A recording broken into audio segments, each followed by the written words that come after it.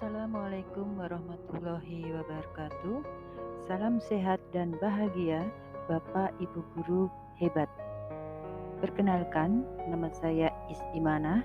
Saya guru dari SMA Negeri 1 Cepogo, Boyolali. Saya adalah peserta pelatihan calon guru penggerak Angkatan 7. Dalam video kali ini, saya akan menyampaikan kesimpulan dan refleksi dari pemikiran Ki Hajar Dewantara.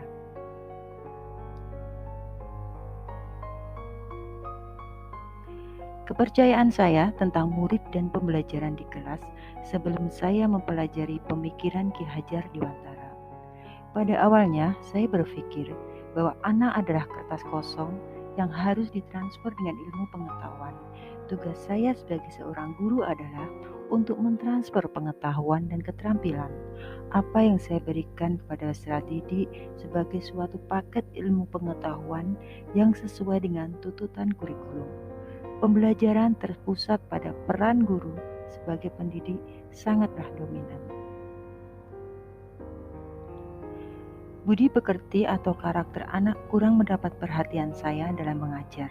Saya hanya berfokus pada bagaimana anak dapat mempunyai nilai kognitif yang tinggi. Bagi saya, keberhasilan dalam mengajar jika saya mampu menjadikan murid saya memiliki nilai rapot yang memuaskan, sehingga mampu melanjutkan ke perguruan tinggi yang diinginkan oleh mereka.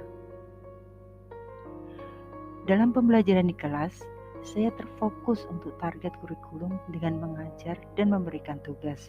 Segala kegiatan yang terjadi di kelas terjadi karena perintah dari guru dan siswa hanya melaksanakan saja.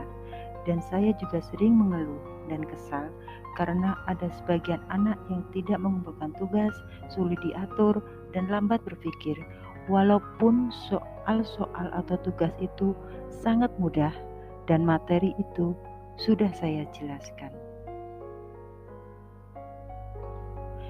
Perubahan pemikiran atau perilaku saya setelah mempelajari pemikiran Ki Hajar Dewantara. Konsep pengajaran saya berubah setelah mempelajari dasar pendidikan dari Ki Hajar Dewantara. Berdasarkan pemikiran Ki Hajar Dewantara, anak bukan kertas kosong yang bisa digambar sesuai keinginan orang dewasa. Anak lahir dengan kekuatan kodrat yang masih samar-samar. Tujuan pendidikan adalah menuntun atau membantu anak untuk menebalkan garis samar-samar agar dapat memperbaiki lakunya untuk menjadi manusia seutuhnya. Selama ini, pendapat saya tentang anak adalah kertas kosong. Ternyata tidak benar. Ternyata setiap anak itu memiliki kodrat kekuatan atau potensi yang berbeda. Pendidik tidak dapat berkehendak atas kodrat kekuatan atau potensi anak. Pendidik menuntun atau menjadi pamong bagi anak untuk membimbing tumbuh atau hidupnya kekuatan kodrat yang ada pada anak agar dapat memperbaiki lakunya hidup dan tumbuhnya kekuatan kodrat anak agar selamat dan bahagia. Kekuatan sosiokultural menjadi proses menebalkan kekuatan kodrat anak yang masih samar-samar. Ki Hajar Dewantara berpesan, pendidikan adalah tempat persemaian benih-benih kebudayaan. Pendidikan dan kebudayaan adalah satu kesatuan yang utuh.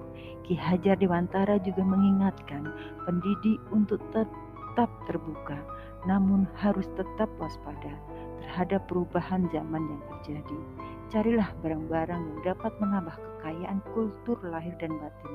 Bangsa Indonesia memiliki potensi-potensi kultural yang dapat dijadikan sumber belajar. Dalam pembelajaran, pendidik tidak boleh mengabaikan budi pekerti murid. Menurut Ki Hajar Dewantara, watak atau budi pekerti merupakan kodrat setiap manusia, sehingga kita sebagai pendidik perlu memahami kodrat itu dan dapat mendampingi tumbuhnya kecapapan budi pekerti murid dalam kegiatan-kegiatan pembelajaran yang dialaminya. Seorang pendidik harus memahami tentang pendidikan yang menghamba pada murid. Sebagai pendidik, dalam melakukan proses pembelajaran harus menjadikan peserta didik sebagai subjek pelaku dalam segala kegiatan pembelajaran. Pendidik harus mampu menjadi fasilitator yang mempersiapkan segala kebutuhan yang dibutuhkan peserta didik dalam pembelajaran terkait kompetensi pengetahuan dan keterampilan. Pendidik berpihak pada anak, tetap terbuka namun tetap waspada terhadap perubahan-perubahan yang terjadi yang tidak sesuai dengan nilai-nilai karakter bangsa. Apa yang dapat segera saya terapkan lebih baik agar kelas saya mencerminkan pemikiran Ki Hajar Dewantara?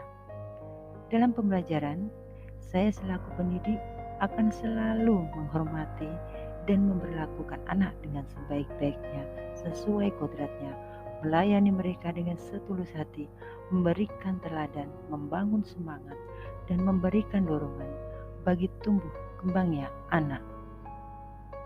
Saya tidak akan memberikan hukuman-hukuman kepada siswa, lebih sabar dalam membimbing, mengenali lebih dalam karakter dan latar belakang siswa di keluarga maupun lingkungannya dengan menjalin komunikasi dengan orang tuanya.